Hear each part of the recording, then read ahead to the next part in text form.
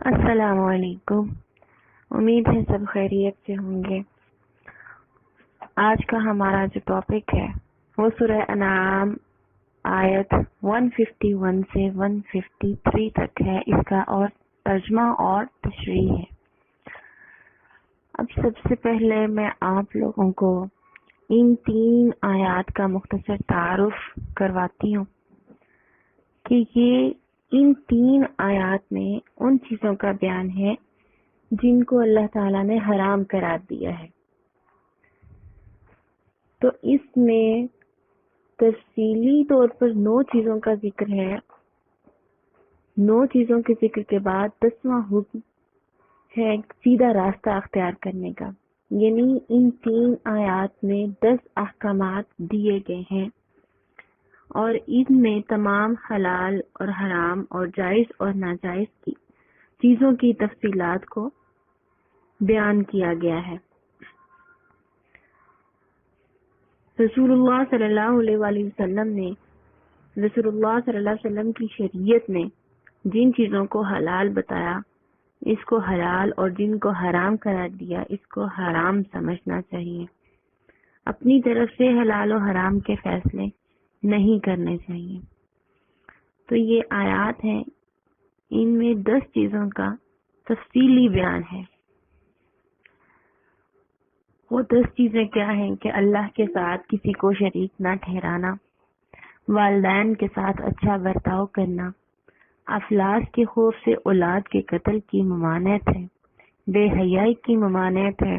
ناحق قتل کی ممانعت ہے، یتیم کا مال ناجائز طور پر کھانے کی ممانعت ہے، ناپ تول میں کمی نہ کرنا، شہادت یا فیصلے میں عدل کرنا، عہد پورا کرنا اور سیدھا راستہ اختیار کرنا ہے۔ حضرت کعب احبار جو تورات کے عالم تھے، تورات کے ماہر تھے، یہ پہلے یہودی تھے اور بعد میں مسلمان ہوئے ہیں۔ جب قرآن پاک کی یہ آیات نازل ہوئی ہیں تو ان کا یہ بیان تھا، وہ کہتے تھے، وہ فرماتے تھے کہ قرآن پاک کی یہ آیات جن میں 10 حرام چیزوں کا بیان ہے، تو اللہ کی کتاب تورات، یعنی جو تورات اللہ نے نازل فرمائی تھی، وہ بسم اللہ کے بعد انہی آیات سے شروع ہوتی ہے۔ اور انہوں نے کہا کہ یہی وہ 10 کلمات ہیں جو حضرت موسیٰ علیہ السلام پر نازل ہوئے تھے۔ تو مفسر عبداللہ بن عباس رضی اللہ تعالیٰ عنہ فرماتے ہیں کہ یہی وہ آیات محکمات ہیں، محکم آیات ہوتے ہیں جن کے فیصلے واضح ہوتے ہیں، جن میں کسی شک و شبہ کی گنجائش نہیں ہوتی۔ تو یہ جو وہ آیات ہیں حضرت آدم علیہ السلام سے لے کر خاتم الانبیاء رسول اللہ صلی اللہ علیہ وسلم تک جتنے بھی انبیاء آئے ہیں، جتنے بھی شریعتیں رہی ہیں، تو یہ والی 10 چیزیں جو ہیں وہ کسی بھی شریعت میں منسوخ نہیں ہوئی، یہ ہر شریعت میں موجود رہی ہیں، یہ 10 احکامات۔ تو حضرت عبداللہ بن مسعود رضی اللہ تعالیٰ عنہ فرماتے ہیں کہ جو شخص رسول اللہ صلی اللہ علیہ وسلم کا ایسا وصیت نامہ دیکھنا چاہے جس پر آپ صلی اللہ علیہ وسلم کی مہر لگی ہوئی ہو تو وہ ان آیات کو پڑھ لیں۔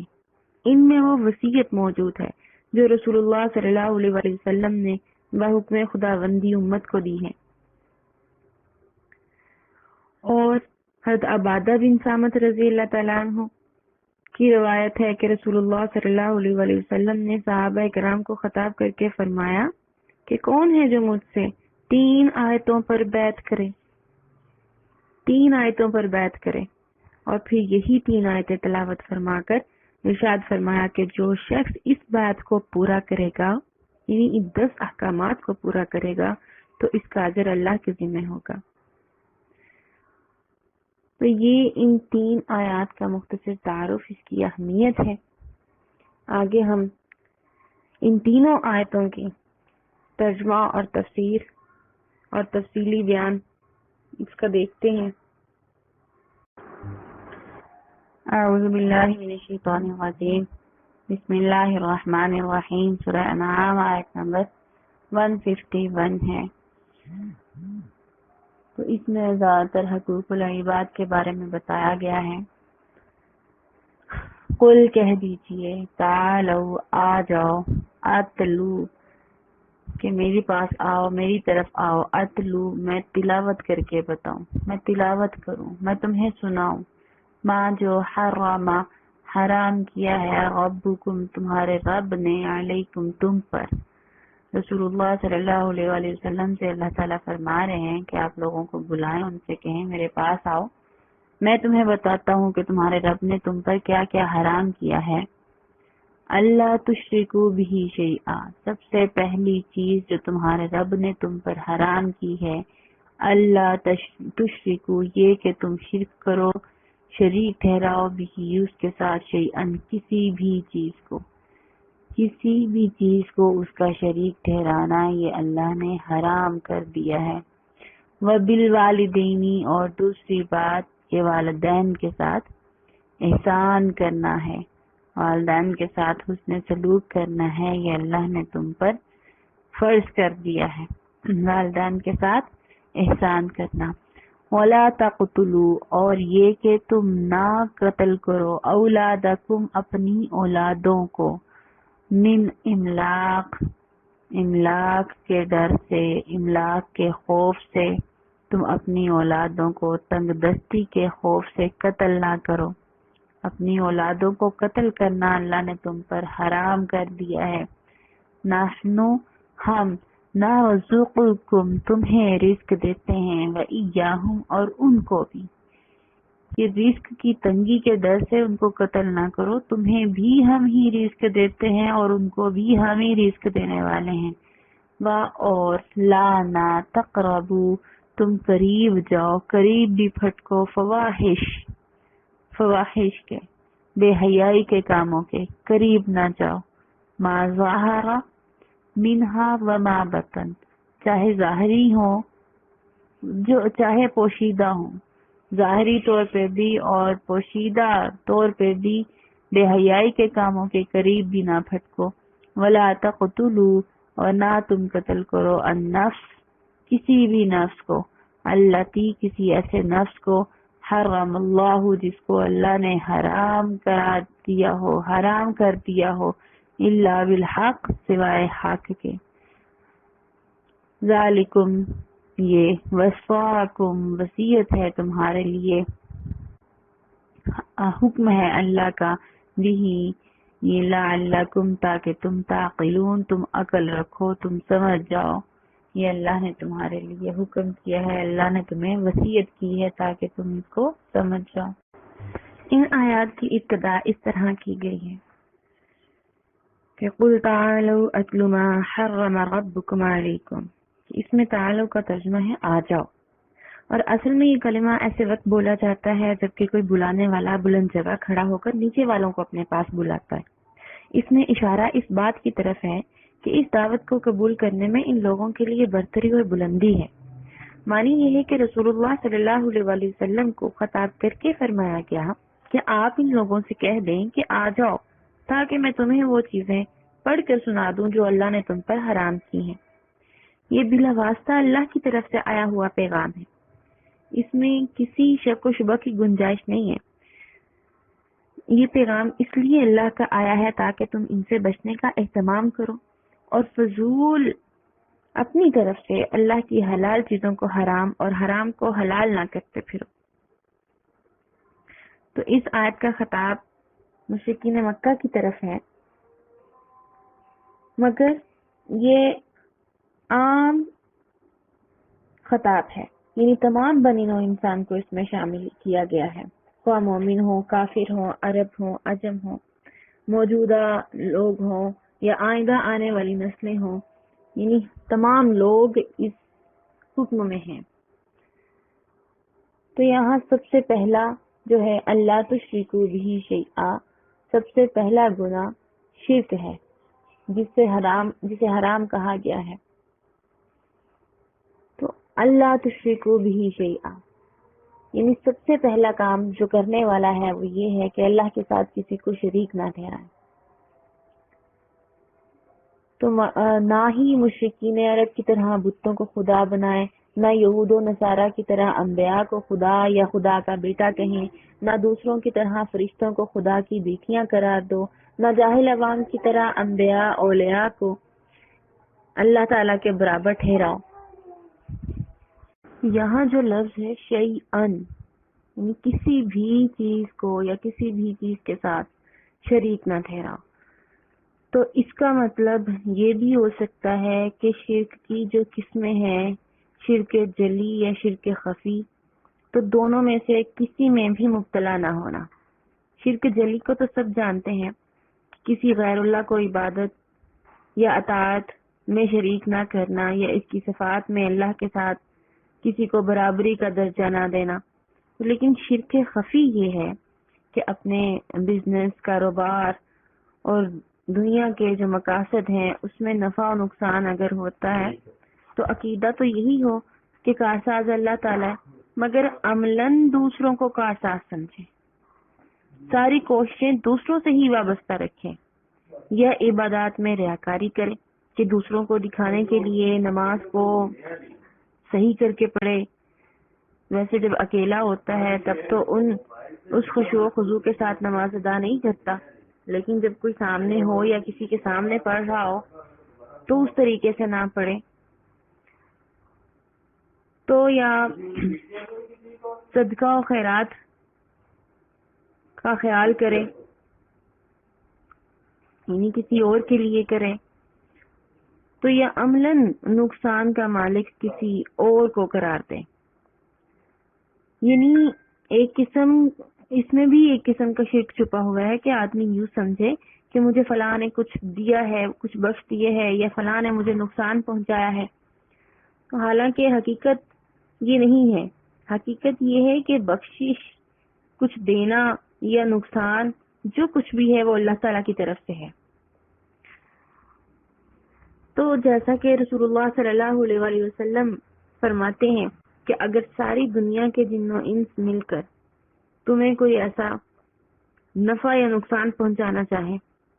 تو اللہ تعالیٰ نے تمہارے لیے جو مقدر فرمایا ہے،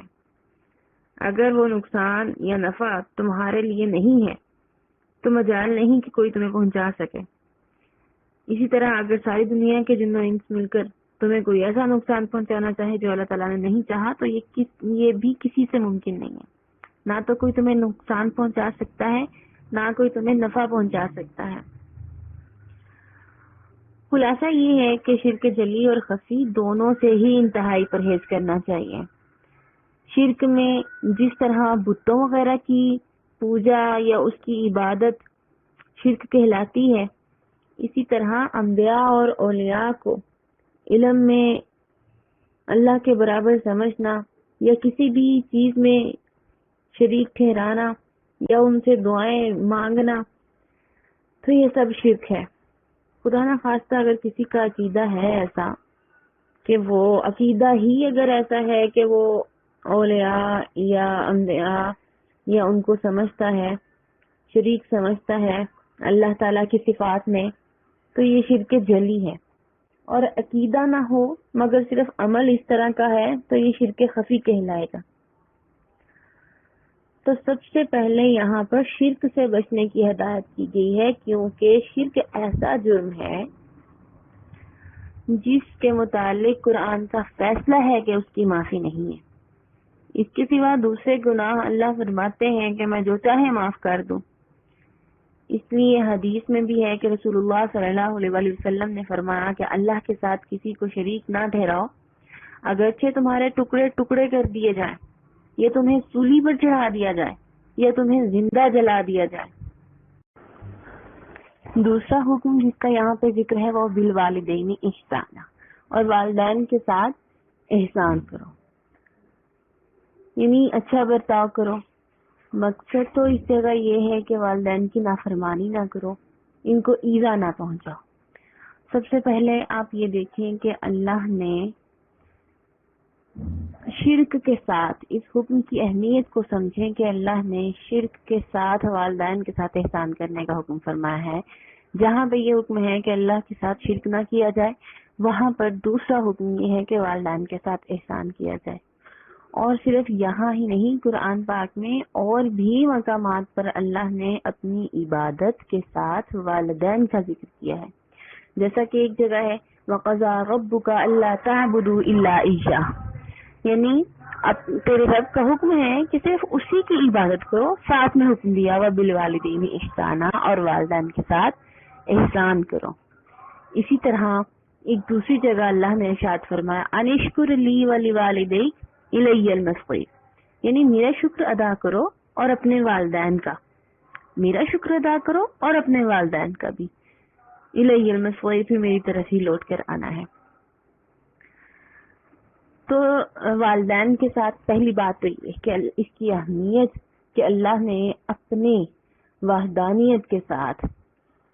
اللہ نے والدین کے ساتھ احسان کرنے کا حکم دیا ہے، یعنی اس کے ساتھ ملا کر اللہ نے حکم دیا. دوسری بات یہ سمجھنے والی ہے کہ والدین کے ساتھ احسان کرنے کا حکم ہے. احسان اگر آپ سمجھتے ہیں تو ایک ہوتا ہے عدل، ایک ہوتا ہے انصاف. انصاف یہ ہوتا ہے کہ آپ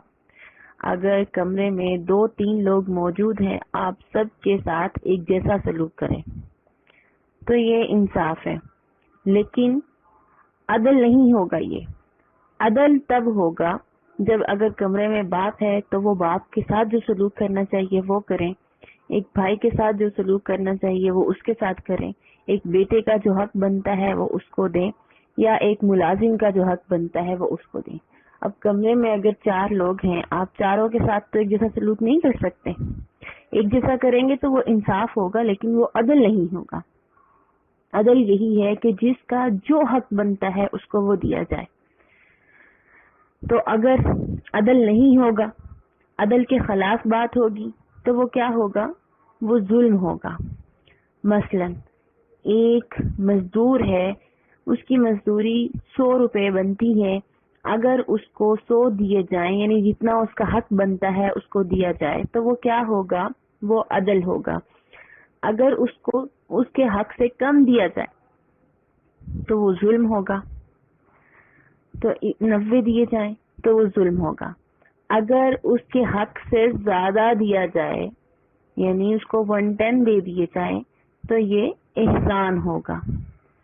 تو اب والدین کے ساتھ عدل یا انصاف کرنے کا حکم نہیں ہے، بلکہ یہاں پر احسان کرنے کا حکم ہے کہ جتنا ان کا حق بنتا ہے، جو ان کا حق ہے، ان کو اس سے بھی زیادہ دیا جائے. وَبِالْوَالِدَيْنِ إِحْسَانًا، والدین کے ساتھ احسان کا معاملہ کرو. حضرت عبداللہ بن مسعود رضی اللہ تعالیٰ عنہ کی روایت ہے کہ رسول اللہ صلی اللہ علیہ وآلہ وسلم سے پوچھا انہوں نے کہ سب سے افضل اور بہتر عمل کون سا ہے؟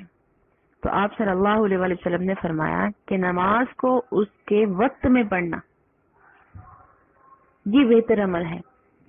فرماتے ہیں کہ میں نے پھر سوال کیا اس کے بعد کون سا عمل افضل ہے؟ تو فرمایا والدین کے ساتھ اچھا سلوک کرنا. پھر پوچھا اس کے بعد کون سا عمل ہے؟ پھر فرمایا کہ اللہ کے راستے میں جہاد. یعنی رسول اللہ صلی اللہ علیہ وآلہ وسلم نے ایک دفعہ فرمایا راغم انفہ راغم انفہ راغم انفہ، یعنی ذلیل ہو گیا ذلیل ہو گیا ذلیل ہو گیا. تو صحابہ اکرام نے عرض کیا یا رسول اللہ صلی اللہ علیہ وآلہ وسلم کون ذلیل ہو گیا؟ فرمایا وہ شخص جس نے اپنے ماں باپ کو یا ان میں سے ایک کو بڑھاپے کے زمانے میں پایا اور پھر وہ جنت میں داخل نہ ہوا. مطلب یہ کہ بڑھاپے کے زمانے میں والدین کی خدمت سے جنت کا ملنا یقینی ہے. تو وہ شخص جس کے والدین بڑھاپے میں ہوں تو وہ اور پھر بھی جنت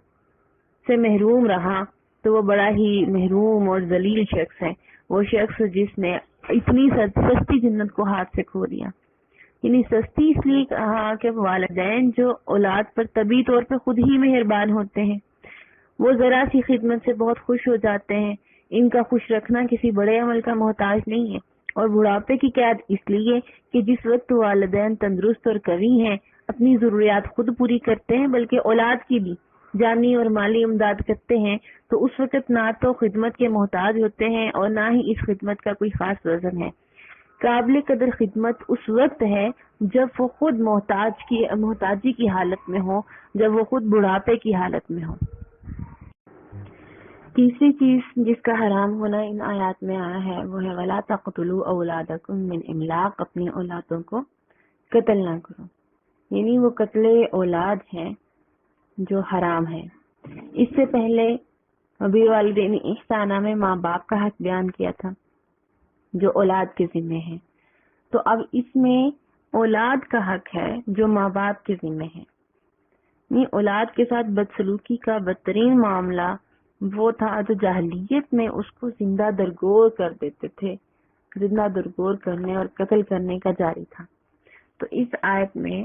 اس جاہلیت کی رسم سے روکا گیا ہے کہ وَلَا تَقْتُلُوا أَوْلَادَكُم مِّنْ إِمْلَاقٍ نَحْنُ نَرْزُقُكُمْ وَإِيَّاهُمْ، یعنی افلاس کی وجہ سے اپنی اولاد کو قتل نہ کرو، ہم تم کو بھی رزق دیتے ہیں اور ان کو بھی۔ تو جاہلیت کے زمانے میں بے رحمی اور سنگ دلی کی یہ ایک رسم چل پڑی تھی کہ جس کے گھر میں لڑکی پیدا ہوتی تو اس کو اس آر کے خوف سے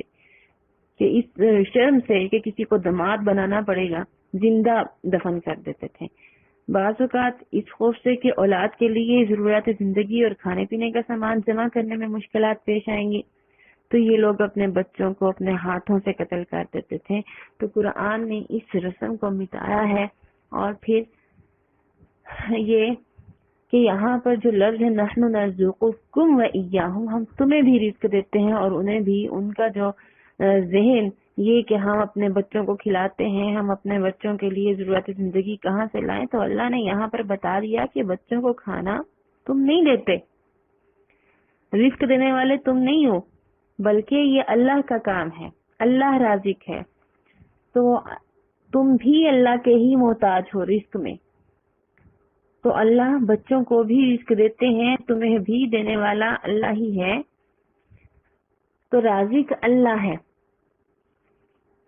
تو انسان کا اس میں کوئی عمل دخل نہیں ہے کہ وہ جو فصلیں اگتی ہیں، جو درختوں کو پھل لگتے ہیں، تو اس میں انسان کا کوئی عمل دخل نہیں ہے۔ یہ رزق جو آتا ہے یہ اللہ کے حکم سے ہی آتا ہے، اور جتنا جس کی قسمت میں ہے اس کو وہ مل کر رہے گا۔ تو یہاں پر نحن نرزقکم وإیاہم، یعنی والدین کو مقدم رکھا ہے کہ تمہیں بھی رزق ہم دیتے ہیں اور ان کو بھی دیتے ہیں۔ تو قرآن پاک میں ایک دوسری جگہ ارشاد فرمایا ہے کہ نحن نرزقہم وإیاکم، ہم کا صیغہ پہلے ہے کہ ہم ان کو رزق دیتے ہیں اور تم کو بھی، یعنی جو والدین ہیں ان کی طرف اشارہ ہے، وہ بعد میں ہے۔ تو اس کا مطلب یہ بھی ہو سکتا ہے کہ رزق دینے کے پہلے مستحق وہی ہے جو بچے ہیں، جو ضعیف ہے، جو خود کچھ نہیں کر سکتے، تو انہی کی خاطر تمہیں بھی رزق دیا جاتا ہے۔ تو جیسے ایک حدیث ہے، رسول اللہ صلی اللہ علیہ وسلم نے فرمایا انما تنصرون وترزقون بضعفائکم، یعنی تمہارے کمزور لوگوں کے طفیل، جو اللہ تعالیٰ ہیں تمہارے کمزور لوگوں کے طفیل تمہاری مدد فرماتے ہیں، تمہیں رزق دیتے ہیں۔ تو اس کا مطلب یہ بھی ہو سکتا ہے کہ ان بچوں کی وجہ سے ہی رزق ملتا ہے، ان بچوں کی قسمت کا ہی رزق ہے جو والدین کو دیا جاتا ہے کہ تم آگے اپنی اولاد کو پہنچا دو۔ قتل اولاد کی ایک اور شکل بھی جو آج کل بھی رائج ہے، ایک تو یہ ہے کہ پیدا ہونے کے بعد قتل کرنا، ایک ہے پیدا ہونے سے پہلے ہی قتل کر دینا۔ تو یہ بھی اسی میں آ جاتا ہے، یہ بھی بہت بڑا جرم اور گناہ ہے۔ تو ایک تو یہ ظاہری قتل ہے کہ مار ڈالنا، اور دوسرا اس سے مراد ہے کہ اولاد کو تعلیم و تربیت نہ دینا، اس کی ایسی تعلیم و تربیت نہیں کی گئی کہ وہ اپنے خدا کو پہچانے، اپنے اللہ کے احکامات کو بجا لائے، تو وہ اس کی تعلیم و تربیت نہیں ہے جس کی وجہ سے وہ اپنے اللہ کو نہیں پہچانتا اور اپنے رسول کی تعلیمات سے غافل رہتا ہے، آخرت کی فکر سے غافل رہتا ہے، بد اخلاقی اور بے حیائیوں میں گرفتار ہو جاتا ہے، تو یہ بھی قتل اولاد سے کم نہیں ہے۔ جو اللہ کو نہیں پہچانتا، اللہ کی اطاعت نہیں کرتا، قرآن کریم نے اس شخص کو مردہ ہی قرار دیا ہے۔ أَوَمَنْ كَانَ مَيْتًا فَأَحْيَيْنَاهُ، یعنی ان میں یہی بتایا ہے کہ جو اللہ کو نہیں پہچانتا تو کیا وہ زندہ ہے؟ وہ زندہ نہیں ہے، وہ مردہ ہے۔ تو جو لوگ اپنی اولاد کے اعمال اور اخلاق کے درست کرنے پر توجہ نہیں دیتے، ان کو آزاد چھوڑ دیتے ہیں یا ایسی غلط تعلیم دلاتے ہیں جس کے نتیجے میں اسلامی اخلاق تباہ ہو جاتے ہیں، وہ بھی ایک حیثیت سے قتل اولاد کے ہی مجرم ہیں۔ اور ظاہری قتل کا اثر تو صرف دنیا کی چند روزہ زندگی کو تباہ کرتا ہے، یہ قتل انسان کی اخروی اور دائمی زندگی کو تباہ کر دیتا ہے۔ اب چوتھی چیز ہے جس کے حرام ہونے کا ان آیات میں بیان ہے، وہ ہے بے حیائی کے کام۔ وَلَا تَقْرَبُوا الْفَوَاحِشَ مَا ظَهَرَ مِنْهَا وَمَا بَطَنَ، یعنی بے حیائی کے جتنے طریقے ہیں ان کے پاس بھی مت جاؤ، خواہ وہ علانیہ ہوں یا پوشیدہ ہوں، ظاہری ہوں یا باطنی ہوں۔ اب ظاہری اور باطنی ان تین طرح کے ہیں، ان کی اقسام۔ یعنی پہلے تو یہ کہ ایسی ما ظہر منہا وما بطن، یعنی ظاہری فواحش، ظاہری بے حیائی سے مراد یہ ہے کہ زبان سے، ہاتھ سے اور پاؤں سے جو تمام گناہ جتنے بھی ہیں کیے جاتے ہیں وہ مراد ہیں ان سے۔ یعنی ظاہری طور پہ جو گناہ کیے جاتے ہیں، ظاہری فواحش سے مراد ہے کہ زبان سے گالی دی، کسی کو برا بھلا کہا، یا غیبت کی، چغلی کی، یا ہاتھ اور پاؤں سے کوئی گناہ کا کام کیا یا چوری کی۔ اور باطنی فواحش سے مراد وہ گناہ ہوں گے جو دل سے متعلق ہیں، جیسے حسد ہے، کینہ ہے، ناشکری ہے، بے صبری ہے، تو یہ ظاہری اور باطنی گناہ ہوں گے۔ تو ایک باطن اور ظاہر کا ایک دوسری تفسیر یہ بھی ہوگی کہ ظاہری فواحش سے مراد وہ بے حیائی کے کام ہوں گے جن کو ظاہری طور پہ کیا جاتا ہے، یعنی اعلانیہ کیا جاتا ہے۔ پہلی تفسیر میں تو یہ بتایا نا کہ جن کو زبان سے، ہاتھ سے اور پاؤں، یعنی ظاہری افعال سے کیا جاتا ہے، ظاہری اعمال اور انسان کے اعضاء سے جو ظاہری ہیں ان سے کیا جاتا ہے۔ تو یہاں پر ظاہری فواحش سے مراد وہ بے حیائی کے کام ہوں گے جن کو اعلانیہ کیا جاتا ہے، اور باطنی وہ جو چھپا کر کیے جائیں، یعنی کھلی بدکاری میں اس کے مقدمات اور لوازمات سب داخل ہیں، یعنی بدنیتی سے کسی عورت کی طرف دیکھنا، اس کو چھونا، یا یہ ظاہری ہیں، اور خیالات یا ارادے میں کوئی بھی ایسی بے حیائی کی بات جو ہے وہ سوچنا یا بے حیائی کے کام کے لیے خفیہ تدبیریں کرنا، تو یہ سب اس میں آ جائے گا۔ یعنی ایسے گناہ بے حیائی کے کام ہیں جو اعلانیہ سب کے سامنے کیے جائیں، اور ایسے جو وہ باطنی ہو جو چھپا کر کیے جائیں۔ تو یہ ظاہری اور باطنی ایک دوسری قسم ہے۔ اور ظاہری اور باطنی برائیوں کی ایک تیسری قسم یہ ہے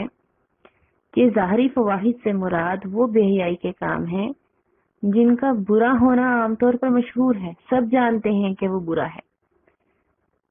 کہ سب جانتے ہیں کہ وہ کام، فلاں کام جو ہے وہ برا ہے، اور سب اس کو برا سمجھتے ہیں۔ اور باطنی فواحش سے مراد وہ افعال ہیں جو اللہ کے نزدیک بے حیائی کے کام ہیں، اگرچہ عام طور پر لوگ ان کو برا نہیں سمجھتے، یا عام طور پر لوگوں کو ان کا برا ہونا یا حرام ہونا معلوم ہی نہیں ہے۔ مثلا بیوی کو 3 طلاقیں دی، اس کے بعد بیوی بنا کر رکھ چھوڑا، تو یہ تو گناہ ہے، حرام ہے، اللہ کے نزدیک بے حیائی کے کام ہے، لیکن اکثر لوگ اپنے جہالت کی وجہ سے، لا علمی کی وجہ سے اس کو جانتے ہی نہیں۔ تو وہ جو جانتے نہیں، اس کا مطلب وہ باطنی فواحش ہے۔ یا کسی ایسے عورت سے نکاح کر لیا جو شرعاً اس کے لیے حلال نہیں ہے، یا پھر وہ بے حیائی کے کام جیسے ناچ گانا ہے، ہم اس کو بے حیائی سمجھتے ہی نہیں ہیں۔ تو ظاہری فواحش سے مراد وہ بے حیائی کے کام ہیں جن کا برا ہونا عام طور پر مشہور ہے۔ چاہے اب یہاں پر اس آیت میں جو الفاظ میں وَلَا تَقْرَبُوا الْفَوَاحِشَ مَا ظَهَرَ مِنْهَا وَمَا بَطَنَ، تو اس کا مطلب یہی ہے کہ تمام ظاہری اور باطنی، یہ 3 قسمیں میں نے ظاہر کی اور باطن کی 3 قسمیں بتائی ہیں، تو ہر طرح کی ظاہری باطنی گناہ اس میں شامل ہیں۔ تو ہر طرح کی بدکاری اور بے حیائی کے جتنے بھی طریقے ہیں، وہ علانیہ ہوں یا پوشیدہ ہوں، کھلے ہوئے ہوں، چھپے ہوں، یہ سب شامل ہیں اس میں۔ حکم دیا گیا ہے کہ ان چیزوں کے پاس بھی نہ جاؤ۔ پاس نہ جانے سے مراد یہ ہے کہ ایسی مجلسوں اور ایسے مقامات سے بھی بچو جہاں جا کر اس کا خطرہ ہو کہ ہم گناہ میں مبتلا ہو جائیں گے. تو ایسے کاموں سے بھی بچو جن سے ان گناہوں کا راستہ نکلتا ہو. اب دیکھیں کہ اگر ایک شخص کسی ایسے گناہ کے کام کو جہاں وہ ہو رہا ہے وہ وہاں موجود نہیں ہے، لیکن وہ اس کو پسند کرتا ہے کہ ہاں ابھی یہ تو بہت اچھا کام ہوا، وہ گھر بیٹھا ہے، وہ بعد میں اس کو پتا چلتا ہے،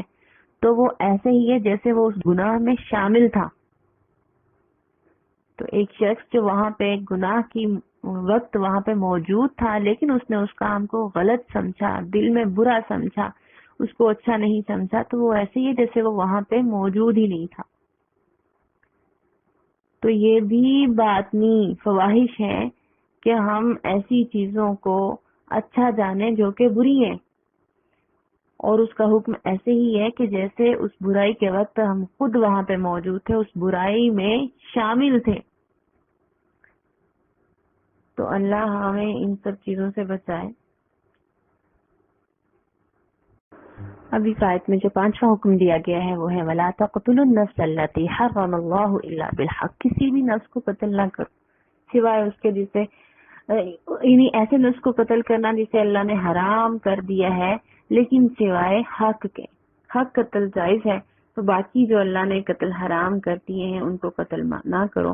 تو یہ قتل انسانیت، جیسا کہ قرآن میں اللہ نے فرمایا ہے کہ جس نے کسی ایک انسان کو قتل کیا گویا اس نے پوری انسانیت کو ہی قتل کر دیا.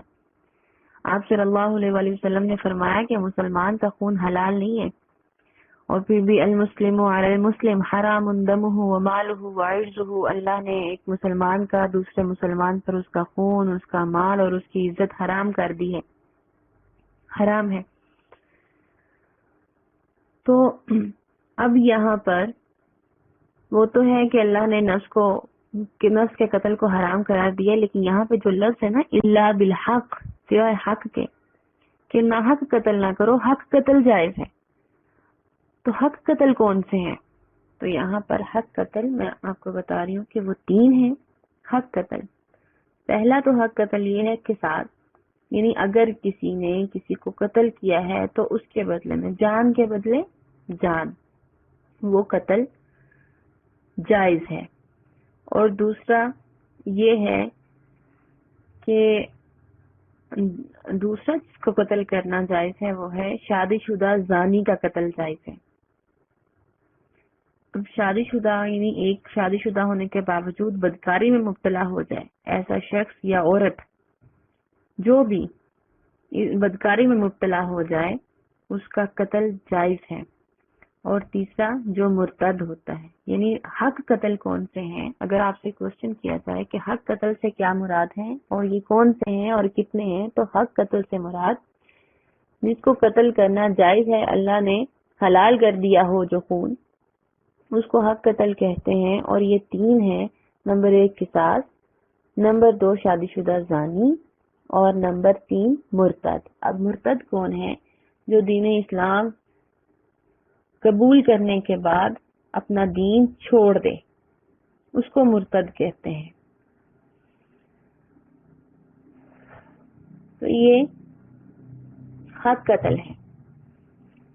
یعنی بے وجہ قتل کرنا مسلمانوں کا حرام ہے. تو اسی طرح جس طرح مسلمانوں کا حرام ہے اس طرح غیر مسلم کا قتل بھی حرام ہے. یعنی یہ نہیں ہے کہ مسلمان کا قتل حرام ہے اور غیر مسلم کو آپ قتل کر سکتے ہیں، ایسا نہیں ہے. کسی بھی غیر مسلم کا قتل بھی جائز نہیں ہے اس وقت تک جب تک اس سے کسی شر کی توقع نہ ہو، یا اس نے کوئی فساد برپا نہ کیا ہو، یا اس نے کسی کا قتل نہ کیا ہو،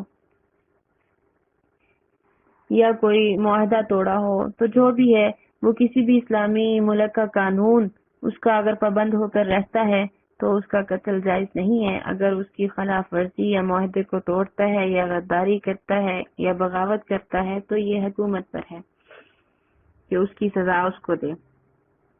تو رسول اللہ صلی اللہ علیہ وآلہ وسلم نے فرمایا جو کسی ذمہ یعنی غیر مسلم کو قتل کر دے اس نے اللہ تعالیٰ کے عہد کو توڑ دیا، اور جو شخص اللہ کے عہد کو توڑ دے وہ جنت کی خوشبو بھی نہ سونگھ پائے گا. حالانکہ جنت کی خوشبو 70 سال کی مسافت تک پہنچتی ہے۔ تو اس ایک آیت میں 10 میں سے 5 چیزیں جو حرام اور ناجائز ہیں ان کا بیان فرما دیا، اور وہ بیان فرمانے کے بعد اللہ نے فرمایا ہے ذالکم وصفاکم بہ لعلکم تعقلون، کہ اللہ نے ان چیزوں کی تمہیں تاکید کی ہے، تمہیں وصیت کی ہے تاکہ تم سمجھو، تم اس کو، ان چیزوں کو سمجھو، تم عقل رکھو، لعلکم تعقلون، تم عقل سے کام لو۔ آیت نمبر 152 152 وَلَا تَقْرَبُوا مَالَ الْيَتِيمِ اور لا نہ تقربو، تم قریب جاؤ، مال الیتیم، یتیم کے مال کے پاس، اور یتیم کے مال کے پاس بھی نہ جاؤ الا سوائے اس کے باللتی ہی احسن، کہ وہ اچھا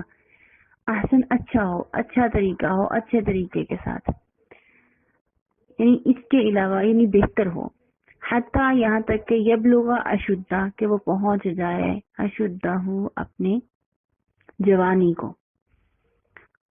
وَأَوْفُوا الْكَيْلَ اور پورا کرو، اور کیلا والمیزان، ناپ اور تول کو، بالقسط انصاف کے ساتھ پورا کرو، لا نکلف اور لا نہیں نکلف ہم بوجھ ڈالتے،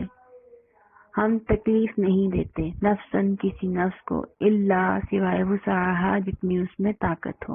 ہم کسی کو اس کی طاقت سے زیادہ تکلیف نہیں دیتے، اور اذا جب قلتم تم کہو، فعدلوا تو عدل کرو، جب بھی تم کوئی بات کہو تو فعدلوا تو بس عدل کے ساتھ کہو، اور لو اگر، کانا ذا قربا اگرچہ کہ وہ قربا قرابت دار ہی کیوں نہ ہو، رشتہ دار ہی کیوں نہ ہو، وَبِعَهْدِ اللَّهِ اوفو اور اللہ کے ساتھ جو وعدہ کیا ہے، عہد کیا ہے، اوفو اس کو پورا کرو، ذالکم وصفاکم یہ وصیت ہے تمہارے لیے، بھی لعلکم تذکرون تاکہ تم نصیحت حاصل کرو، یہ اللہ کی نصیحت ہے، یہ اللہ کا حکم اس لیے ہے تاکہ تم نصیحت حاصل کرو۔ ولا تقربوا، اب یہاں پر اس آیت میں، اس سے پہلی آیت میں 5 احکامات تھے، اور اس آیت میں 4 حکم باقی کے، یعنی 9 ہو گئے، یہاں تک حکم دیے گئے ہیں، جس میں پہلا ہے وَلَا تَقْرَبُوا مَالَ الْيَتِيمِ إِلَّا بِالَّتِي هِيَ أَحْسَنُ حَتَّى يَبْلُغَ أَشُدَّهُ، یعنی یتیم کے مال کے پاس بھی نہ جاؤ مگر ایسے طریقے سے جو مستحسن ہو، جو احسن ہو، جو اچھا ہو، یہاں تک کہ وہ اپنے سن بلوغ کو پہنچ جائے۔ تو اس میں یتیم نابالغ بچوں کے ولی اور پالنے والے جو ہوتے ہیں ان کو خطاب کیا گیا ہے، کہ جو یتیم بچے ہیں جو ان کو پالتے ہیں، کہ وہ ان کے مال کو، اگر ان کے والدین ان کا مال چھوڑ کر گئے ہیں پیچھے اور وہ بچے ہیں، چھوٹے ہیں، تو وہ ان کے مال کو ایک آگ سمجھیں اور ناجائز طور پر اس کے کھانے اور لینے کے پاس بھی نہ جائیں، جیسا کہ ایک دوسری آیت میں فرمایا ہے اللہ نے کہ جو لوگ یتیموں کا مال ناجائز طریقے سے کھاتے ہیں وہ اپنے پیٹوں میں آگ بھرتے ہیں۔ البتہ یتیم کا جو مال ہے اس کی حفاظت کرنا، یعنی اچھا طریقہ یہاں پہ کہ اچھے طریقے سے جاؤ اس کے قریب۔ اب اچھا طریقہ کیا ہے؟ وہ یہ ہے کہ اس کے مال کی حفاظت کرنے کے لیے اس کے پاس جا سکتا ہے، کسی ایسی جائز تجارت یا کاروبار میں لگا کر جس کو وہ بڑھائے اور نقصان کا خطرہ نہ ہو تو اس میں وہ لگا دے، تو یہ ایک اچھا طریقہ ہے اور ضروری بھی ہے، یتیموں کے ولی کو ایسا کرنا بھی چاہیے۔ تو اس کے بعد یتیم کے مال کی حفاظت کی ذمہ داری بھی بتا دی، ایک تو یہ بتا دیا کہ اچھا طریقہ کیا ہے، یتیم کے مال کے پاس کس طریقے سے جا سکتے ہو، اور پھر اس کی حد بتا دی کہ کب تک تمہاری ذمہ داری ہے، حتی یبلغ اشدہ، یہاں تک کہ وہ اپنے سن بلوغ کو پہنچ جائے، تو ولی کی ذمہ داری ختم ہو گئی، تو اس کا مال اس کے سپرد کر دیا جائے۔ تو اب بالغ ہو جانے، اشدہ یعنی سن بلوغ کو پہنچ جانا، اس کا مطلب ہے کہ جب بچے میں بلوغت کے آثار پائے جائیں یا اس کی عمر 15 سال کی ہو جائے تو وہ اس کو شرعاً بالغ قرار دیا جائے گا، لیکن بالغ ہو جانے کے بعد بھی یہ دیکھا جائے گا کہ اس میں اپنے مال کی حفاظت کی صلاحیت موجود ہے یا وہ اس کو صحیح جگہ پر خرچ کر سکتا ہے، اس میں یہ صلاحیت پیدا ہو گئی ہے یا نہیں ہو گئی، وہ اپنے مال کی حفاظت کر سکتا ہے یا نہیں کر سکتا، تو وہ صلاحیت دیکھی جائے گی۔ اگر وہ بالغ ہو گیا ہے اور اس میں یہ صلاحیت بھی موجود ہے، تب اس کا مال اس کے سپرد کر دیا جائے گا۔ اور لیکن اگر ابھی اس میں یہ صلاحیت پیدا نہیں ہوئی ہے، وہ اپنے مال کو سنبھال نہیں سکتا، تو 25 سال کی عمر تک اس کے مال کی حفاظت کی ذمہ داری ہوگی اس ولی کے ذمہ۔ لیکن 15 سے 25 سال کے بیچ میں جب بھی وہ اس قابل ہو جاتا ہے، اس میں مال کی حفاظت کرنے کی یا کاروبار کرنے کی صلاحیت پیدا ہو جاتی ہے، تو اس کا مال اس کو دے دیا جائے گا۔ تو اگر 25 سال تک بھی اس میں یہ صلاحیت پیدا نہ ہوئی، یعنی تو اس میں کوئی دیوانگی ہے یا جنون ہے یا وہ ذہنی طور پر ٹھیک نہیں ہے، تو پھر یہ ہے کہ اس کا مال اس کے سپرد نہ کیا جائے، بلکہ اس کی حفاظت کی ذمہ داری کسی آدمی کے سپرد کر دی جائے گی۔ تو اب یہاں پر قرآن پاک میں ایک اور جگہ بھی اللہ نے فرمایا ہے کہ فَإِنْ آنَسْتُم مِّنْهُمْ رُشْدًا فَادْفَعُوا إِلَيْهِمْ أَمْوَالَهُمْ، یعنی یتیم بچوں میں بالغ ہونے کے بعد اگر تم یہ صلاحیت دیکھو کہ وہ اپنے مال کی خود حفاظت کر سکتے ہیں اور اسے کسی کاروبار میں لگا سکتے ہیں، تو ان کا مال ان کے سپرد کر دو۔ یعنی اس آیت سے ہمیں پتہ چلتا ہے کہ صرف بالغ ہونا مال سپرد کر دینے کے لیے کافی نہیں ہے، بلکہ یہ صلاحیت بھی دیکھی جائے گی کہ کاروبار کو بڑھانے کی یا کاروبار کرنے کی اس میں صلاحیت موجود ہے یا نہیں۔ تو نیکسٹ ہے وَأَوْفُوا الْكَيْلَ وَالْمِيزَانَ بِالْقِسْطِ، یعنی یہ 7واں حکم ہے کہ ناپ تول کو انصاف کے ساتھ پورا کرو۔ تو انصاف کے ساتھ پورا کرنے کا مطلب یہی ہے کہ دینے والا دوسرے فریق کے حق میں کوئی کمی نہ کرے، جو دے رہا ہے وہ اس کو جو بھی وہ اس سے خرید رہا ہے یا اس کا جو حق بنتا ہے وہ اس کو پورا دے، اس میں کمی نہ کرے۔ دینے والا دینے میں کمی نہ کرے اور لینے والا اپنے حق سے زیادہ نہ لے۔ تو ناپ تول میں کمی نہ کرنا یا ناپ تول پورا کرنا بالقسط، انصاف کے ساتھ، اس کا مطلب یہی ہے۔ تو چیزوں کے لین دین میں ناپ تول میں کمی زیادتی کو قرآن نے حرام قرار دیا ہے۔ تو اور اس کے خلاف کرنے والے کو، جو اس کے خلاف کرتے ہیں اور ناپ تول میں کمی کرتے ہیں، تو ان کو متففین یعنی کمی کرنے والے ہیں، تو ان کے لیے سخت وعید بھی آئی ہے۔ 30ویں پارے میں پوری ایک سورت ہے سورۃ المطففین، وہ ناپ تول میں کمی کرنے والوں کے بارے میں ہے اور اس میں ان کے بارے میں وعید بھی سنائی گئی ہے۔ رسول اللہ صلی اللہ علیہ وآلہ وسلم نے فرمایا ہے کہ ناپ تول میں یعنی کمی نہ کرنا، یعنی دوسروں کو دھوکہ نہ دینا۔ تو ناپ تول میں کمی کرنا دھوکہ ہی ہوتا ہے۔ تو اس کے بارے میں آپ صلی اللہ علیہ وآلہ وسلم نے فرمایا کہ من غش فلیس منا، جو دھوکہ دیتا ہے وہ ہم میں سے نہیں ہے۔ تو یہ دھوکہ دینا ہی ہوتا ہے۔ اب ایک اور نقطہ بھی یہاں پہ سمجھ لیں کہ صرف ناپ تول میں کمی، یعنی کوئی خرید رہا ہے کوئی دے رہا ہے تو اس میں کمی کرنا ہی تطفیف نہیں ہوتا صرف، یعنی ڈنڈی مارنا جس کو کہتے ہیں یا کم ناپنا ہے، تو وہ صرف یہ نہیں ہے، بلکہ کسی کے ذمے جو کوئی کام ہوتا ہے، کوئی دوسرے کا حق ہوتا ہے، اس کو بھی پورا نہ کیا جائے، اس میں بھی کمی کی جائے، تو وہ بھی تطفیف ہی ہے۔ کہ حضرت عمر رضی اللہ عنہ سے نقل کیا ہے امام مالک رحمۃ اللہ علیہ نے، وہ کہتے ہیں کہ ایک شخص کو نماز کے ارکان میں کمی کرتے ہوئے دیکھا تو وہ فرمایا کہ تو نے تطفیف کی ہے، یعنی جو حق تھا، جو واجب تھا، وہ ادا نہیں کیا، وہ پورا نہیں کیا۔ تو اس سے پتہ چلتا ہے کہ جو ملازم اپنی ڈیوٹی پوری نہیں کرتا، وقت چراتا ہے یا کام میں کوتاہی کرتا ہے، وہ کوئی وزیر ہو، چاہے امیر ہو یا معمولی ملازم ہو، کوئی دفتری کام کرنے والا ہو یا علمی اور دینی خدمت کرنے والا ہو، جو بھی حق اس کے ذمے ہے وہ اس میں کوتاہی کرتا ہے تو وہ بھی متففین میں داخل ہے۔ یعنی ایک استاد بھی اگر اپنے پڑھانے میں کمی کرتا ہے، جتنا اس کا حق تھا اس نے وہ پورا نہیں کیا، تو وہ بھی متففین میں داخل ہے۔ اگر ایک طالب علم ہے جو اس کا حق تھا اور اس نے اپنا کام پورا نہیں کیا تو وہ بھی متففین میں داخل ہے۔ اسی طرح مزدور جو اپنی مقررہ خدمت کرتا ہے اس میں کوتاہی جو اس کی مقرر کر دی گئی ہے جو اس نے کام کرنا ہے اور اس میں وہ کوتاہی کرتا ہے تو وہ بھی اسی حکم میں داخل ہوگا۔ تو وہ اوفوا الکیل والمیزان بالقسط، انصاف کے ساتھ ناپ تول پورا کرو، اپنے جو کام ہیں، اپنے فرائض ہیں، اپنے حقوق ہیں ان کو ادا کرو، پورا کرو۔ پھر اللہ نے فرمایا لا نکلف نفسا الا وسعها، یعنی کہ کرنا یہ کوئی مشکل کام نہیں ہے جو اللہ نے انسانوں کے ذمہ لگایا ہے، یہ کوئی مشکل کام نہیں ہے۔ اللہ فرماتے ہیں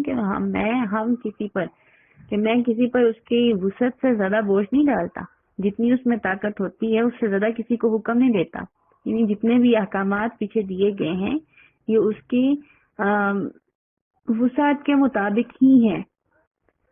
تو یہ کوئی بھی ایسا کام نہیں ہے کہ جو اس کے وسعت کے مطابق نہیں ہے۔ تو آگے ایک یہ بھی ہے کہ رسول اللہ صلی اللہ علیہ وآلہ وسلم کی عادت یہی تھی کہ جس کسی کا کوئی حق آپ صلی اللہ علیہ وآلہ وسلم کے ذمہ ہوتا تو اس کے ادا کرنے کے وقت اس کے حق سے زائد ادا فرماتے تھے، تو یہ آپ کو پسند تھا۔ جیسے کہ آپ صلی اللہ علیہ وآلہ وسلم نے فرمایا کہ زن و ارجع، یعنی تولو اور جھکتا ہوا تولو، یعنی اتنا تولو کہ تھوڑا زائد ہو۔ تو اللہ تعالیٰ آپ صلی اللہ علیہ وسلم نے ایک جگہ فرمایا کہ اللہ تعالیٰ اس شخص پر رحمت کرے جو بیچنے کے وقت بھی نرم ہو کہ حق سے ذرا دے، اور خریدنے کے وقت بھی نرم ہو کہ حق سے زیادہ نہ لے، یعنی اگر کچھ معمولی کمی بھی ہو گئی ہے تو وہ اس پر راضی ہو جائے۔ اور آگے دیکھیں کہ وَإِذَا قُلْتُمْ فَاعْدِلُوا، اور جب تم بات کرو، یہ 8واں حکم ہے، جب بات کرو، کوئی فیصلہ کرنے لگو یا کسی کے درمیان کوئی فیصلہ کرنے لگو یا کوئی شہادت یا گواہی دینے کی بات ہو، تو اگر کوئی بھی بات کرنے لگو تو فَاعْدِلُوا، بس عدل سے کرو، وَلَوْ كَانَ ذَا قُرْبَىٰ، اگرچہ کہ وہ تمہارے رشتہ دار ہی کیوں نہ ہو، یعنی وہ جو بات تم کہنے جا رہے ہو وہ ان کے خلاف ہی کیوں نہ ہو، سامنے کوئی رشتہ دار ہی کیوں نہ کھڑا ہو، جو بھی بات کہنی ہے وہ حق کے ساتھ عدل کی بات کہنی ہے۔ کوئی خاص بات کا ذکر نہیں ہے یہاں پر، صرف اتنا ہے کہ ہر قسم کی بات شامل ہے یہاں پر، خواہ وہ کسی معاملے کی گواہی ہو یا حاکم کی طرف سے فیصلہ ہو یا آپس میں مختلف قسم کی گفتگو ہو یا دو لوگوں کے درمیان میں یا گھر میں یا باہر یا دوستوں میں، کہیں بھی کوئی اگر جھگڑا ہے یا کوئی بات ہے، کسی بات کا فیصلہ کرنا ہے تو حق اور انصاف کے ساتھ کرنا چاہیے۔ تو کسی مقدمے کی گواہی یا فیصلے میں حق اور انصاف کو قائم رکھنے کے معنی یہ ہیں کہ جو بات بھی یقینی طور پہ معلوم ہو وہ اپنی طرف سے کوئی بھی کمی بیشی نہ کرے، اس میں جتنا معلوم ہے صاف صاف کہتے۔ تو آگے ولو کان ذا قربا، اگرچہ وہ آدمی جس کے مقدمے کی شہادت دینا ہے یا جس کا کوئی فیصلہ کرنا ہے وہ تمہارا رشتہ دار ہی کیوں نہ ہو، تب بھی حق اور انصاف کے ساتھ ہی بات کرو، یعنی جتنا تمہارے علم میں ہے اس کے خلاف کوئی بات نہ کرو، کوئی جھوٹی گواہی نہ دو کہ اگر اپنے رشتہ دار کو چھڑوانا مقصود ہے تو جھوٹ بول کر اس کو چھڑوا لیا جائے، حالانکہ رسول اللہ صلی اللہ علیہ وسلم نے فرمایا ہے کہ جھوٹی گواہی شرک کے برابر ہے۔ تو 3 مرتبہ آپ صلی اللہ علیہ وسلم نے فرمایا اور پھر یہ آیت تلاوت فرمائی کہ فَاجْتَنِبُوا الرِّجْسَ مِنَ الْأَوْثَانِ وَاجْتَنِبُوا قَوْلَ الزُّورِ حُنَفَاءَ لِلَّهِ غَيْرَ مُشْرِكِينَ بِهِ، یعنی بت پرستی کے گندے عقیدے سے بچو اور جھوٹ بولنے سے اور اللہ کے ساتھ شریک نہ بناؤ، یعنی جھوٹ بولنا یعنی جھوٹی گواہی دینا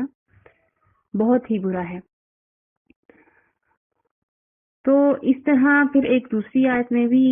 اللہ تعالیٰ نے فرمایا ہے کہ وَلَوْ عَلَىٰ أَنفُسِكُمْ أَوِ الْوَالِدَيْنِ وَالْأَقْرَبِينَ، کہ حق بات کہو خواہ تمہارے وہ خود کے خلاف ہو، چاہے وہ تمہارے والدین کے خلاف ہو، چاہے تمہارے رشتہ داروں کے ہی خلاف کیوں نہ ہو۔ اور پھر فرمایا وَلَا يَجْرِمَنَّكُمْ شَنَآنُ قَوْمٍ عَلَىٰ أَلَّا تَعْدِلُوا، یعنی کسی قوم کی دشمنی تمہیں انصاف کے خلاف گواہی دینے یا فیصلہ کرنے پر آمادہ نہ کر دے، کہ تمہیں کسی قوم کے ساتھ دشمنی ہے اور تم انصاف کی بات کرنے کی بجائے جھوٹی بات کر کے اس کو پھنسا دو کیونکہ تم خود اس کے خلاف کرنا چاہتے ہو، اور گواہی اور جو فیصلہ ہے تو آپس میں صرف یہ نہیں کہ صرف گواہی اور فیصلے میں عدل و انصاف کو قائم رکھو، حق کو قائم رکھو، بلکہ جو آپس کی گفتگو ہے اس میں بھی حق اور انصاف کو قائم رکھو، اور اس کا مطلب یہ ہے کہ اس میں بھی جھوٹ نہ بولے، کسی کی غیبت نہ کرے، ایسی بات نہ بولے جس سے دوسروں کو تکلیف پہنچتی ہے یا کسی کو جانی نقصان ہو یا کسی کو مالی نقصان ہو۔ نیکسٹ ہے وَبِعَهْدِ اللَّهِ أَوْفُوا، کہ 9واں حکم ہے اس میں اللہ کے ساتھ عہد کو پورا کرنا، یعنی یہاں پر کیا چیز، کس چیز کو حرام قرار دیا ہے؟ عہد شکنی کو، وعدہ توڑنے کو۔ تو اللہ کے ساتھ عہد کو پورا کرنا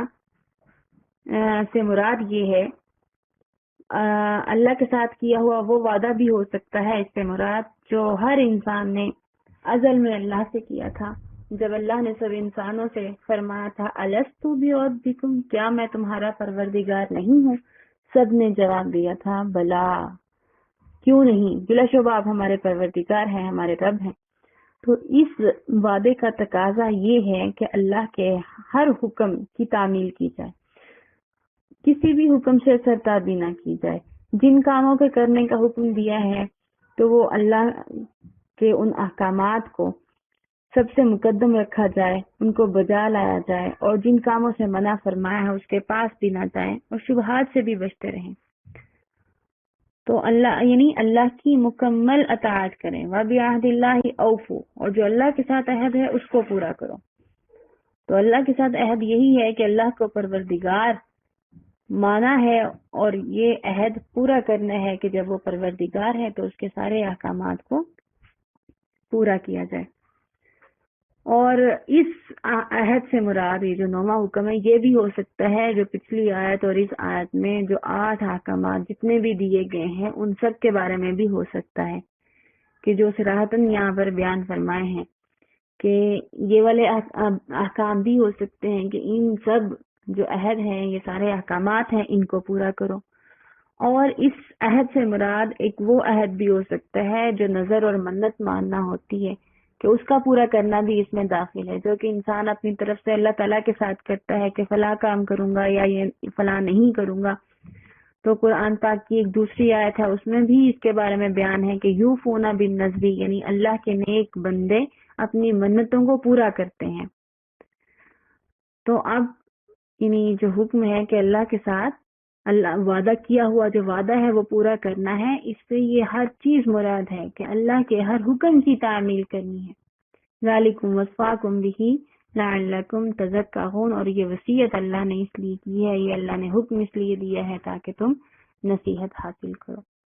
کلیئر؟ نیکسٹ آپ دیکھ رہے ہیں کہ اس آیت میں جو معاشرتی احکامات تھے جن کو میں تفصیلاً آپ لوگوں کو بتا چکی ہوں کہ یتیم کی کفالت کرنی ہے، کس طریقے سے کرنی ہے، اس کے مال کے پاس کس طرح جایا جا سکتا ہے،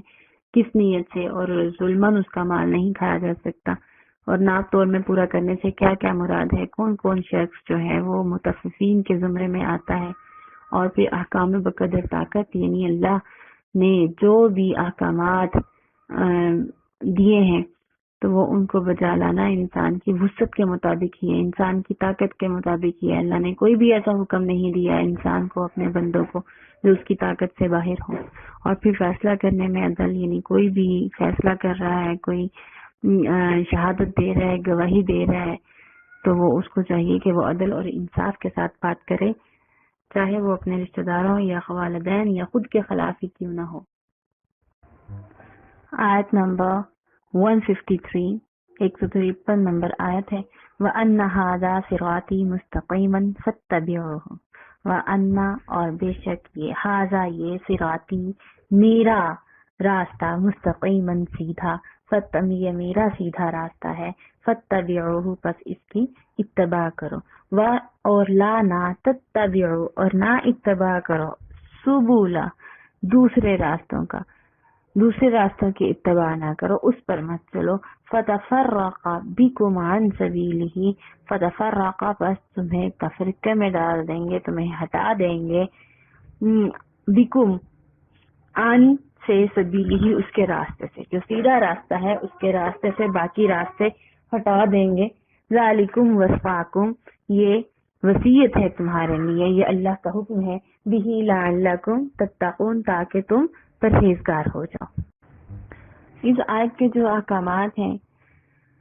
تو اس میں 10واں حکم جو ہے اس تیسری آیت میں مذکور ہے، وہ أَنَّ هَذَا صِرَاطِي مُسْتَقِيمًا فَاتَّبِعُوهُ، یعنی سیدھے راستے کی طرف ہدایت کا حکم، یعنی یہ جو راستہ ہے یہ میرا سیدھا راستہ ہے، اللہ فرماتے ہیں، اور اس کی اتباع کرو۔ وَلَا تَتَّبِعُوا السُّبُلَ فَتَفَرَّقَ بِكُمْ عَنْ سَبِيلِهِ، کسی اور راستے پر نہ چلنا، وہ تمہیں اللہ کے راستے سے جدا کر دیں گے، وہ اس راستے سے تمہیں دور لے جائیں گی۔ تو یہاں پر جو لفظ ہے کہ یہ سیدھا راستہ ہے، تو یہ سیدھے راستے سے مراد دین اسلام ہے یا قرآن ہے؟ تو قرآن ہی سیدھا راستہ ہے اور دین اسلام ہی سیدھا راستہ ہے، تو اس راستے کے علاوہ، دین اسلام کے علاوہ جو سیدھا راستہ ہے، اس کے علاوہ کوئی اور دین اختیار کر لیا جائے اگر، تو اللہ کے ہاں مقبول نہیں ہے،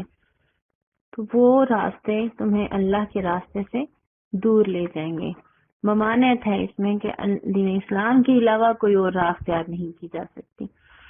کیونکہ اللہ کے نزدیک ان الدین عند اللہ الاسلام، اللہ کے نزدیک اسلام ہی دین ہے اور اللہ کا پسندیدہ دین ہی اسلام ہے۔ تو اللہ فرماتے ہیں وَمَن يَبْتَغِ غَيْرَ الْإِسْلَامِ دِينًا فَلَن يُقْبَلَ مِنْهُ، جو دین کے علاوہ، دین اسلام کے علاوہ کوئی اور دین اختیار کرتا ہے، کوئی اور راستہ اختیار کرتا ہے، تو اس سے ہرگز قبول نہیں کیا جائے گا۔ تو دین اسلام کا اس کا مقصد تو قرآن کریم کے نازل ہونے کا مقصد تو یہ ہے کہ لوگ اپنے خیالات، اپنے ارادے قرآن و سنت کے مطابق کر لیں، اس کے تابع کر لیں، اپنی زندگیوں کو اس کے اصولوں کے مطابق گزاریں۔ لیکن ہو یہ رہا ہے کہ لوگوں نے قرآن و سنت کو اپنے خیالات کے سانچے میں ڈھالنے کی ٹھان لی ہے، کہ جو آیت یا حدیث ان کو اپنے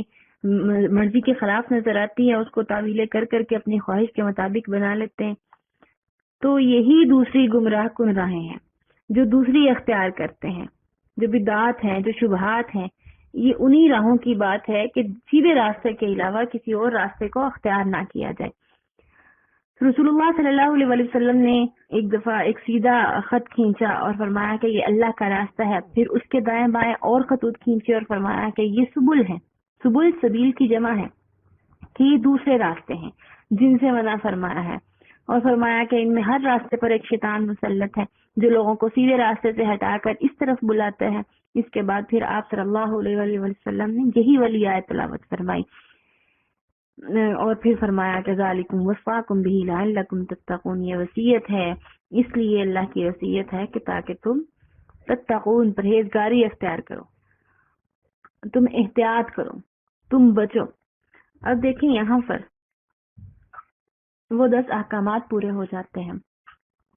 لیکن اگر آپ دیکھیں تو یا اللہ نے جو قرآن کا اسلوب اختیار فرمایا ہے یہاں پر کہ پہلے 5 احکامات بیان کیے، شرک سے بچنا، والدین کی نافرمانی سے بچنا، قتل اولاد سے بچنا، بے حیائی کے کاموں سے بچنا، کسی کا ناحق خون کرنے سے بچنا، اور اس کے آخر میں لفظ تعقلون استعمال فرمایا کہ ذالکم وصاکم بہ لعلکم تعقلون، یہ وصیت اس لیے ہے کہ تاکہ تم عقل کرو، کیونکہ زمانہ جاہلیت والے ان چیزوں کو کوئی عیب ہی نہیں جانتے تھے، اس لیے اشارہ کیا گیا کہ جو پہلی رسمیں ہیں اور پہلے خیال ہیں ان کو چھوڑ کر عقل سے کام لو۔ تو دوسری آیت میں 4 احکام بیان ہوئے کہ یعنی یتیم کے مال کو ناحق نہ کھانا، ناپ تول میں کمی نہ کرنا، بات کہنے میں حق اور صدق کا لحاظ رکھنا، اور اللہ کے ساتھ جو کیا گیا وعدہ ہے اس کو پورا کرنا۔ تو یہ ایسی چیزیں ہیں کہ ان کے ضروری ہونے کو تو کہ یہ ضروری ہیں تو یہ جاہل بھی جانتے تھے، تو ان میں کچھ لوگ عمل بھی کرتے تھے، تو اکثر ان میں غفلت برتی جاتی تھی ان احکامات کو پورا کرنے کے لیے۔ تو غفلت کا علاج کیا ہے؟ تذکرہ ہے، یعنی اللہ کی یاد ہے، آخرت کی یاد ہے۔ تو لفظ تذکرون یہاں پہ فرمایا ذالکم وصاکم بہ لعلکم تذکرون، تاکہ تم نصیحت حاصل کرو، تاکہ تم یاد کرو۔ تو تیسری آیت میں بھی صراط مستقیم اختیار کرنے کا حکم دیا ہے اور دوسری جو راہیں ہیں ان سے بچنے کی ہدایت کی ہے، اور پھر اس سے سیدھی راہ انسان کب اختیار کرے گا؟ جب وہ اللہ سے ڈرتا ہوگا. تو انسان اپنے خیالات اور خواہشات سے باز تب رہے گا جب وہ اس کے دل میں خوف خدا ہوگا. تو اس لیے اس آیت کے آخر میں ذالکم وصاکم بہ لعلکم تتقون فرمایا کہ تاکہ تم پرہیزگاری اختیار کرو، تاکہ تم اللہ سے ڈرو. تو اور تینوں جگہ لفظ وصیت کا لایا گیا ہے. ذالکم وصاکم یہ لفظ جو لایا گیا ہے یہ تاکیدی حکم ہے. اس لیے بعض صحابہ کرام نے فرمایا کہ جو شخص رسول اللہ صلی اللہ علیہ وسلم کا مہر کیا ہوا وصیت نامہ دیکھنا چاہتا ہے، جو چاہتا ہے کہ رسول اللہ صلی اللہ علیہ وسلم کا وصیت نامہ اسٹیمپ کے ساتھ اگر موجود ہو تو وہ یہ 3 آیتیں پڑھ لیں. یہ 3 آیتیں وصیت ہیں اللہ کی اور اس کے رسول کی. یہاں پر آیات کمپلیٹ ہو جاتی ہیں. تو آپ اور 10 احکامات جو ان 3 آیات میں دیے گئے ہیں وہ بھی پورے ہو جاتے ہیں. لاسٹ پر کچھ کتب ہیں جو استفادے کے لیے جن سے استفادہ کیا بھی گیا اور آپ کے لیے بھی وہ ریفر کی جا رہی ہیں. یہاں سے قرآن پاک ہے اور مسند امام احمد بن حنبل ہے، حدیث کی کتاب ہے یہ امام احمد بن حنبل کی. اس کو مسند احمد بھی کہا جاتا ہے. اور اس کے علاوہ تفسیر ضیاء القرآن ہے اور تفسیر معرف القرآن ہے. تفسیر ضیاء القرآن بھی 5 جلدوں میں ہے. یہ اور معرف القرآن ہے یہ 8 جلدوں میں ہے. یہ مفتی محمد شفیع کی ہے. اور یہ تفسیر ضیاء القرآن مولانا اظہری کی ہے. تو یہ ان کتابوں سے آپ استفادہ کر سکتے ہیں. اس کے علاوہ ان آیات کی اگر کوئی بات ایسی رہ گئی ہو جو آپ کو سمجھ نہیں آئی ہو تو آپ مجھ سے واٹس ایپ پر بھی پوچھ سکتے ہیں. اللہ ہم سب کا حامی و ناصر ہو. السلام علیکم.